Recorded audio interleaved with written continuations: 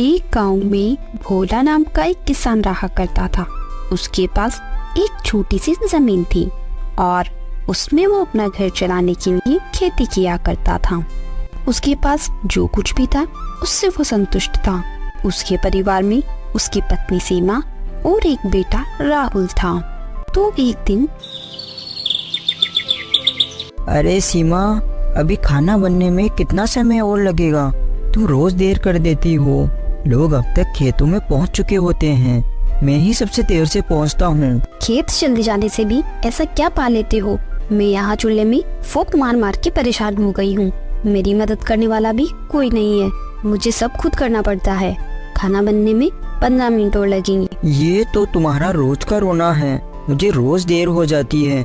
मैं बैल को तैयार करता हूँ, जब तक तुम मेरे लिए खाना बांध दो। भोला बैल को ले आया।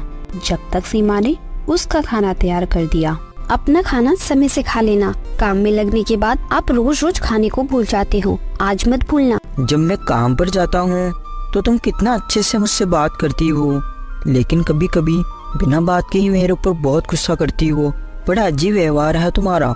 मैं तुम्हारे व्यवहार को आज तक समझ नहीं पाया। फिर भोला अपने बिल को लेकर अपने खेतों की ओर निकल गया।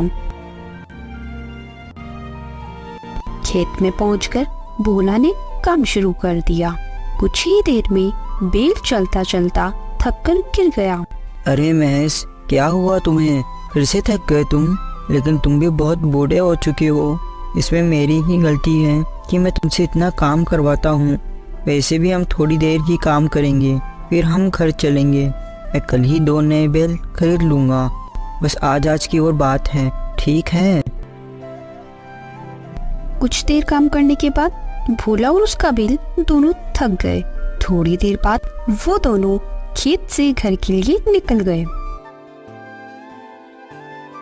घर पहुंचकर भोला ने बैल को बांधा और घर में चला गया। सीमा, बैल को खाने के लिए घास डाल दो और पीने के लिए पानी डाल दो और मेरे लिए खाना लगाओ। मैं हाथ पैर धोकर आता हूँ। सारा दिन घर का काम करके और खाना बनाकर मैं थक गई हूँ। अब मुझ में ताकत नहीं है। अब आप खुद ही अपना खाना ले लो और खा लो, और बैल को भी आप ही चारा डाल दो। मेरा कहा तो तुम कभी करोगी ही नहीं ना। चलो तुम मुझे खाना परोसो और फिर जो करना है तुम वो करो। फिर भोला ने खाना खाया और अपने बैल को चारा डालकर पानी पिलाया। फिर रात होने पर, कल मुझे दूसरे गांव जाना है नए बैल खरीदने के लिए। पता नहीं नए बैल खरीदने में कितने का खर्चा आएगा। अरे हमारे पास ये बैल तो है, फिर नए बैल की क्या जरूरत है? पैसे बर्बाद मत करो। राहुल बड़ा हो रहा है, उसे हमें शहर पढ़ने के लिए भी भेजना है। अब अपना बैल बूढ़ा हो चुका है, वो बेचारा खेत में मेहनत नहीं कर पाता, तो अब अपने खेत में काम नहीं हो पाएगा। इसलिए मैं 2 नए बैल खरीदने की सोच रहा हूँ।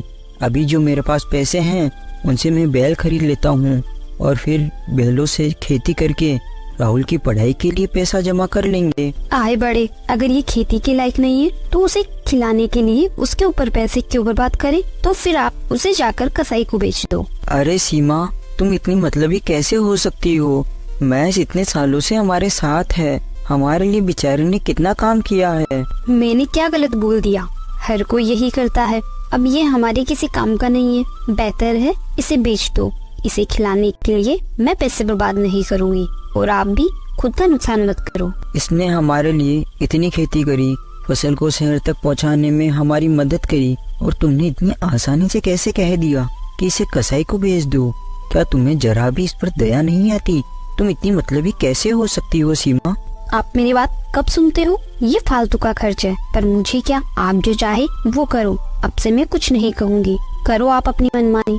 मुझे किसी चीज की परवाह नहीं है। महेश ने इतने समय से हमारी सेवा की है, तो ये मेरे मरने तक मेरे साथ ही रहेगा। मुझे अब तुम्हारे साथ झगड़ा करने का कोई शौक नहीं है।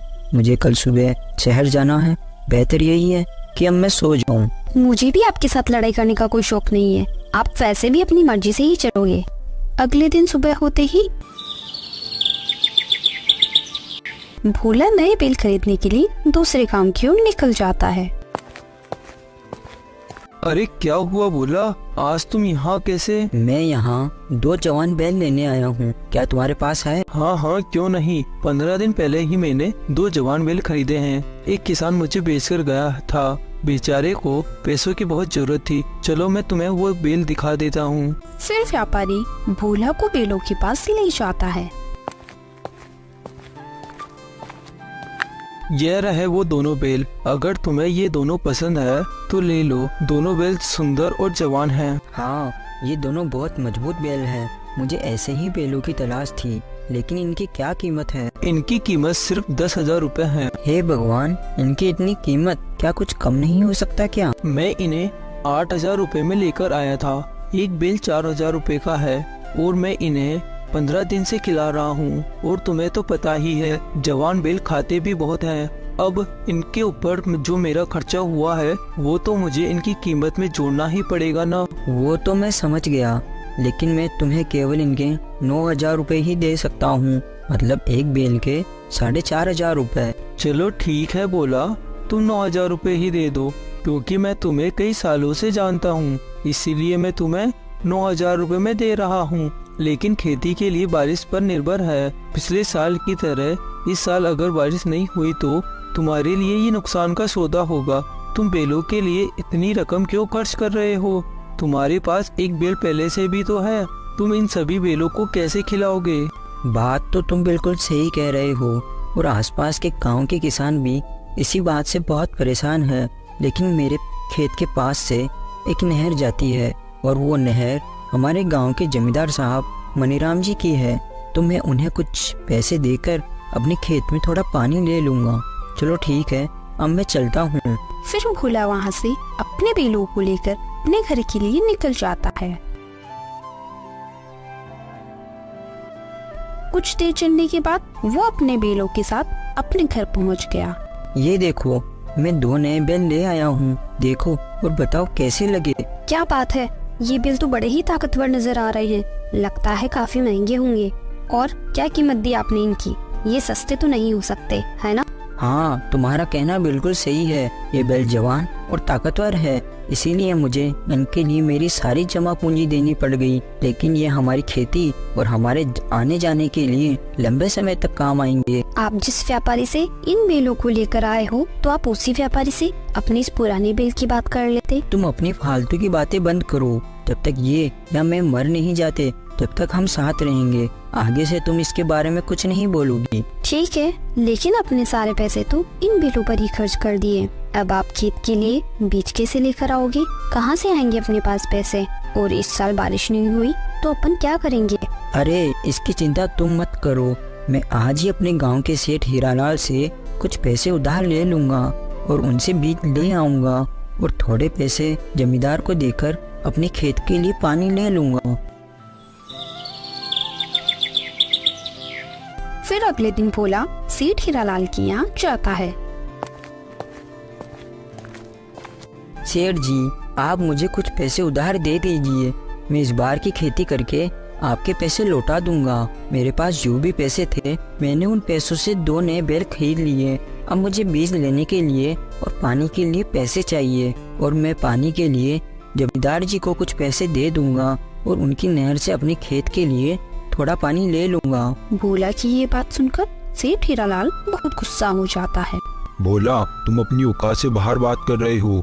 अगर तुम्हें 10,000 रुपए चाहिए तो तुम्हें अपने दोनों बैल मेरे पास गिरवी रखने होंगे। लेकिन सेठ जी, मैं खेतों में बीज डालने के बाद आपको मेरे दोनों बैल दे जाऊंगा। ठीक है भोला, तुम शाम होने तक ये दोनों बैल मुझे खुद ही दे जाना, वरना मेरे आदमी तुमसे ये बैल लेने आ जाएंगे। लेकिन बेचारे भोला के पास और कोई दूसरा रास्ता नहीं था, इसलिए भोला अपने बैलों को देने के लिए राजी हो जाता है और सेठ से पैसे लेकर वहाँ से चला जाता है।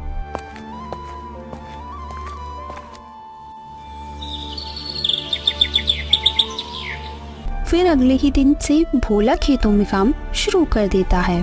भोला सुबह से लेकर शाम तक अपने खेत में बहुत मेहनत करता और बीज बो देता है।